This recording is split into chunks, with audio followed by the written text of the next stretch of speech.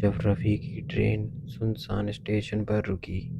Station का नाम धुंध में ढका हुआ था, पर टूटी हुई पट्टी पर हल्के अक्षरों में शिवपुर लिखा दिखाई दे रहा था। अजीब बात यह थी कि ट्रेन यहाँ रुकने वाली नहीं थी। डिब्बे में बैठे सभी यात्री गहरी नींद में थे, जैसे किसी ने उन्हें बेहोश कर दिया हो। रवि का दिल तेजी से धड़कने लगा। उसे याद आया कि उसकी दादी बचपन में शिवपुर के बारे में एक कहानी सुनाया करती थी। एक ऐसा गांव जो सालों पहले रहस्यमय आग में जल गया था और यहाँ आज भी आत्माएं भटकती हैं। दादी अक्सर कहती थी, शिवपुर में जो उतरता है वो कभी लौट कर नहीं आता। अचानक ट्रेन की लाइटें झपकने लगी।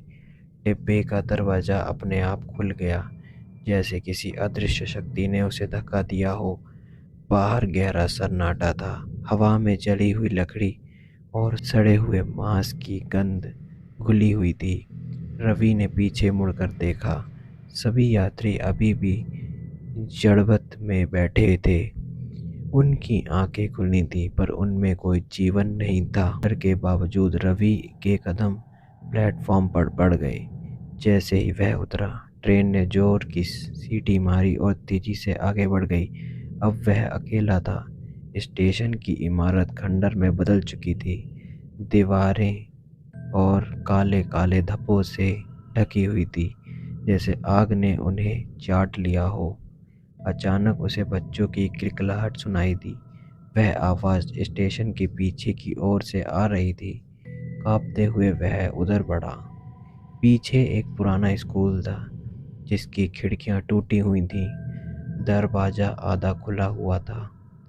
अंदर अंधेरा था, पर किसी ने ब्लैक बोर्ड पर ताज़ा चौक से लिखा था, स्वागत है रवि। उसके पैरों तले जमीन खिसक गई। मेरा नाम इन्हें कैसे पता? वह बुदबुदाया। अचानक दरवाज़ा बंद हो गया। कमरा ठंडा हो गया। पीछे से किसी ने फुसफुसाया, तुम देर से आए। रवि ने मुड़कर देखा। सामने जले हुए चेहरे वाले बच्चे खड़े थे।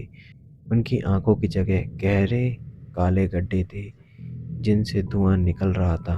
उनके कपड़े आधे जले हुए थे और त्वचा राख की तरह जल रही थी। एक बच्ची आगे बढ़ी। उसकी आवाज़ खुरदुरी थी, तुम्हारी दादी बच गई थी, पर तुम नहीं बचोगे। रवि को दादी की बात याद आई, अगर कभी शिवपुर पहुंच जाओ तो पीछे मुड़कर मत देखना, वहां से भागने लगना। दरवाज़ा अपने आप खुल गया और वह बाहर की ओर दौड़ गया। स्टेशन की तरफ लौटते हुए उसने देखा कि पूरा गांव जलती हुई आग में घिरा हुआ है। उसे अतीत दोबारा जीवित हो उठा हो। चीखें हवा में गूंज रही थीं, पर इस बार वह अकेला नहीं था। सैकड़ों जले हुए चेहरे उसकी ओर बढ़ रहे थे। वह प्लेटफॉर्म पर पहुंचा तो देखा कि ट्रेन फिर से खड़ी है। दरवाज़ा खुला था। उसने बिना पीछे देखे छलांग लगा दी। दरवाज़ा बंद हुआ और ट्रेन चल पड़ी। सुबह जब टिकट चेकर ने उसे जगाया तो वह अपने शहर के स्टेशन पर था। सब कुछ सामान्य लग रहा था।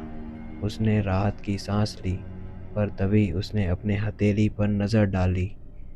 वहाँ राख से लिखा था, हम फिर मिलेंगे, और उसकी त्वचा से हल्का हल्का धुआं उठने लगा।